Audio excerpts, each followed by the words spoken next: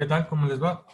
En este video vamos a ver el segundo método que les mencioné anteriormente sobre cómo estimar el diámetro de partículas a través de propiedades ópticas.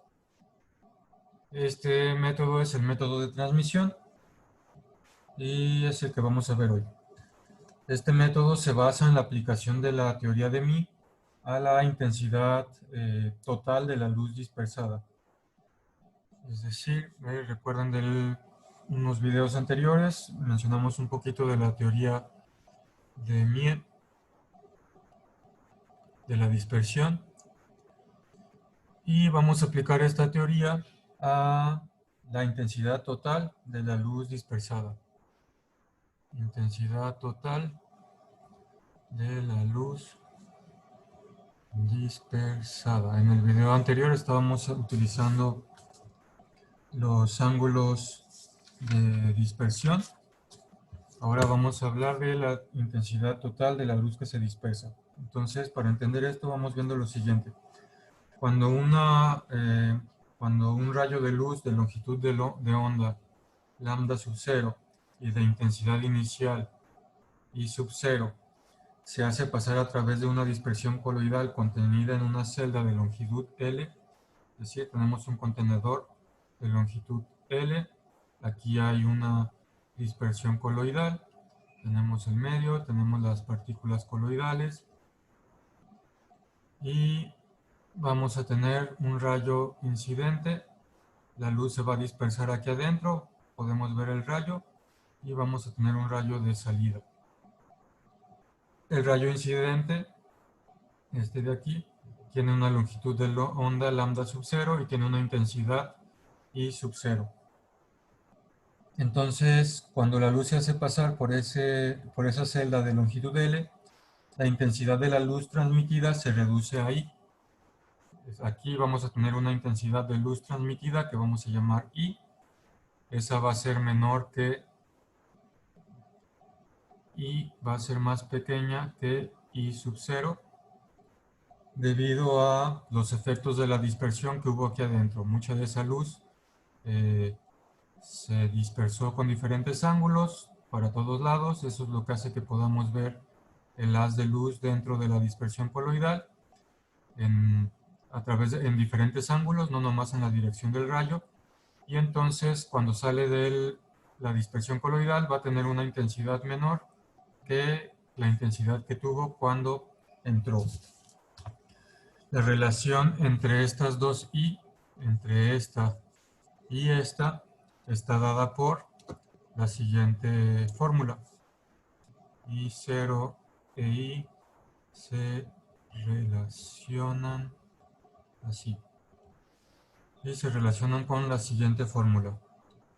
Tau es igual a 1 entre la longitud de la celda por la que hicimos pasar la luz, multiplicada por el logaritmo natural de I sub 0 entre I.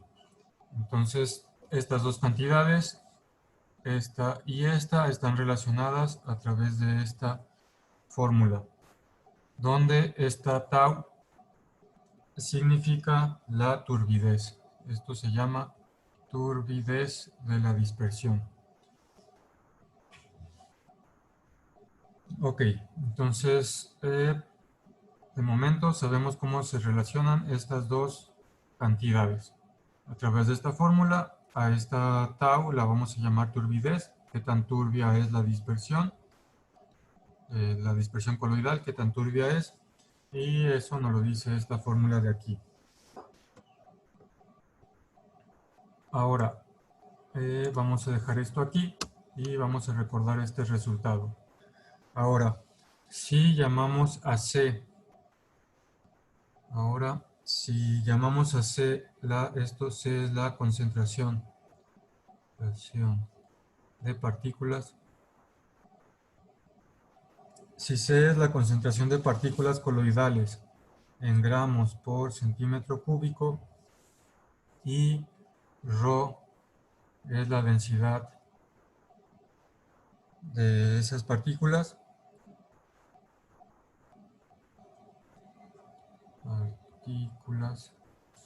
si C es esto y ρ es esto, entonces la teoría de mí,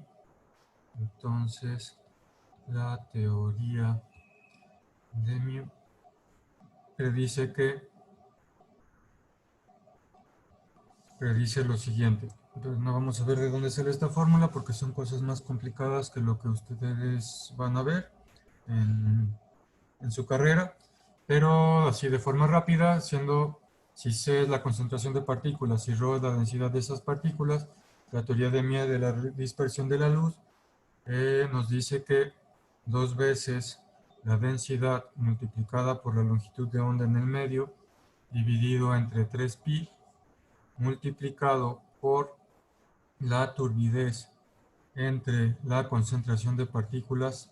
Le vamos a poner un subíndice sub 0, ahorita vamos a decir qué es eso. Estas cantidades multiplicadas van a ser igual a K asterisco, ahorita vamos a decir qué es eso también, dividido entre alfa. Ok, entonces vamos viendo qué es cada una de estas cosas. Bueno, recordemos que alfa, alfa lo vimos hace unos videos, alfa era igual a pi por d entre lambda m.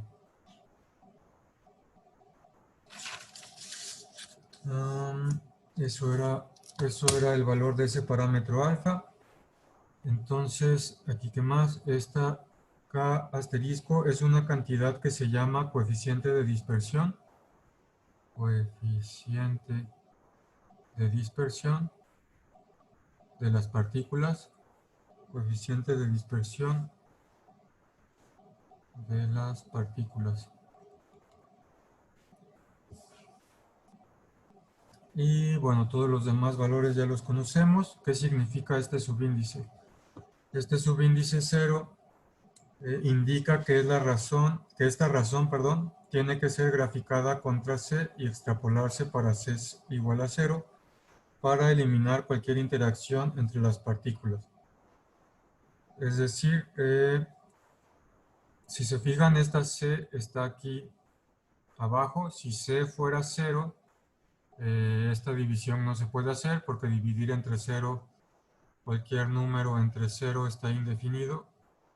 Entonces lo que tenemos que hacer es hacer esta gráfica que menciona aquí, graficar T entre C, graficarlo contra C, y después a partir de esta gráfica extrapolar el valor al cuánto valdría T entre C cuando C es igual a 0. Es decir, si tenemos tau no T, tau entre C y tenemos C de este lado,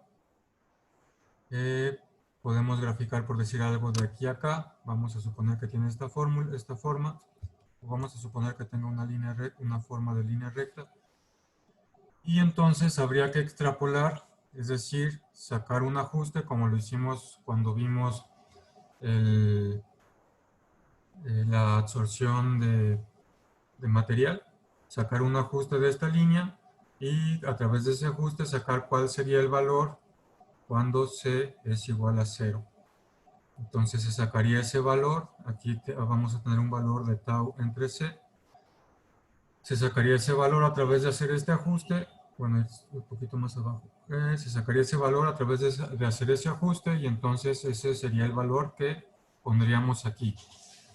Eso es lo que significa este subíndice 0. Bueno, pero en general lo que importa es que este valor se puede obtener. El valor de esta cantidad lo podemos conocer. Y entonces la teoría de la dispersión relaciona estas cantidades, la turbidez, la concentración, las longitudes de onda, la densidad de las partículas, el parámetro alfa y este nuevo número que es el coeficiente de dispersión. Entonces, como vemos aquí, todas las cantidades de este lado izquierdo se pueden obtener experimentalmente. Este de acá, tau, lo podemos obtener experimentalmente porque conocemos la intensidad inicial y podemos medir la intensidad final una vez que el rayo salió de la dispersión. Y obviamente pues conocemos la longitud de la celda donde está la dispersión coloidal. Entonces tau lo podemos conocer de forma experimental.